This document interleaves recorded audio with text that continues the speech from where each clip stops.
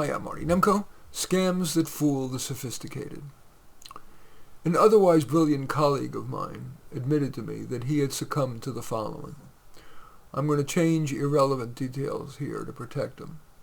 He was contacted by someone who claimed to be from a podcast network, who said something like, "You're a world-famous high-energy physicist, and we would love to interview you." My colleague agreed, and a competent person interviewed him, probably a science journalist hired by the con artist. That impressed my colleague. The original caller, the sophisticated con man, then said, "You are so good, you should do a podcast, and we'll set it up for you. It'll cost just $3,500 an episode." My colleague, wanting to spread his expertise, and for him $3,500 was not a biggie, agreed. After a few episodes, the con said, "Our marketing people are confident that you could make a fortune from your podcasts. We work with a PR firm that specializes in making scientists famous, but it'll cost $100,000. You'll make far more than that in royalties from your podcasts, the follow-up book, speaking engagements, so on." Well, long story short, the con kept upping the ante and the promises without having gotten my colleague squat, except maybe some more podcasts, which can be made for next to nothing. And this theoretically brilliant but practically naive Harvard PhD has, and this detail has not been changed, has paid the con artist $2 million so far. My colleague explained to his stockbroker why he was selling so much stock, and the broker, who knew about such scams, refused to sell the stock. Good man.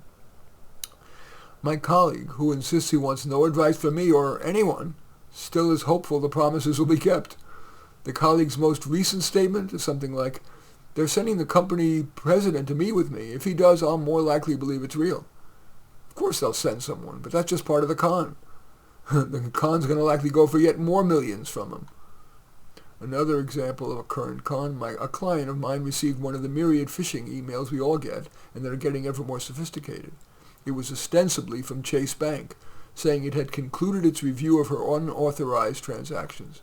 She forwarded the email to me, fortunately, and this is how I responded. When I moused over the words chase.com, there were intermediary websites which could be attempted to hide the sender's true identity. Also, I'm guessing you have not made a claim of unauthorized transactions, or you wouldn't have asked me about it. But even if you had, scammers send out millions of emails using a mailing list of, in this case, Chase customers.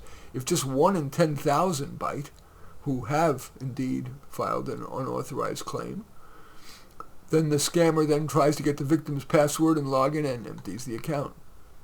Scammers often claim unauthorized use or suspicious account activity because unauthorized use does occur, and it's worrisome, and it suggests to the victim that the email is from the good guy trying to stop the bad. If you think there's any chance that request is legitimate, in your browser, whether it be Edge or Firefox or Chrome, just type in chase.com. That definitely gets you to the Chase site. Then sign in and look in your messages. Maybe that part of the site's called notices and letters or whatever. If you have made such a claim, see if there is a message from that legitimate Chase website that says it has reviewed your claim. So, it is so sad that we all have to waste time on this crap. Often, scammers try to extract money from lonely people wanting love.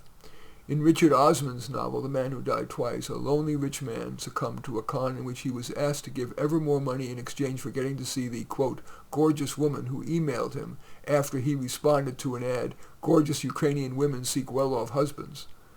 After a few flirtatious email exchanges, complete with revealing photos, she wrote, "I'm desperate to see you, but I can't leave until my brother is better. He needs surgery and he can't afford the $75,000. Well, $75,000 later, the victim found out the pictures were of a porn star taken just straight off the internet, and it was a scammer sending those emails.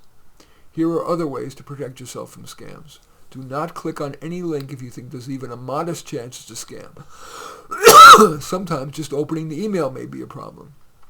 The sender, knowing you were sufficiently intrigued to open their come-on email, could sell your name to other scammers. Do not send money or anything of value unless you know the person or business. And just because the emailer calls says it's from a reputable company isn't sufficiently reassuring, maybe.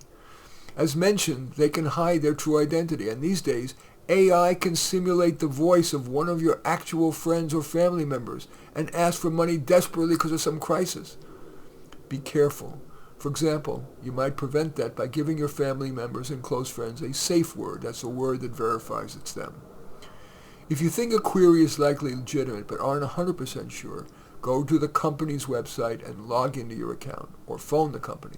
Do not use the phone number or website given to you by the possible scammer.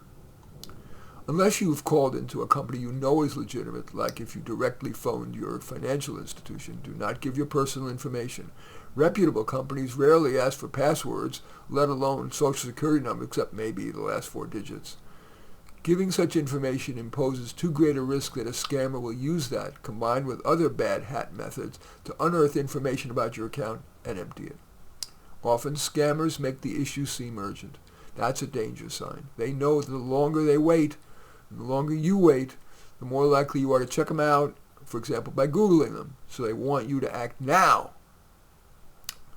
And make sure when you've Googled them, you don't just look at sites that could have been created by them. Look for independent review sites and maybe add the word scam. And as usual, if something sounds too good to be true, it almost always is. It rarely is worth playing long shot odds. For additional legitimate advice on avoiding scams, Google FDIC scams, Federal Trade Commission scams, and Consumer Financial Protection Bureau scams. In any event, that's scams that fool even the sophisticated. As usual, I welcome your thumbs up and accept your thumbs down. I always look forward to your comments, and especially like it if you hit the share button below. Share on your social media so that my efforts can have broader impact. And I am flattered if you choose to subscribe to my channel, and certainly would welcome you taking a look at any of my 36 books, including the just published favorites, my best articles, and short stories. In any event, thanks for watching. I'm Marty Nemko.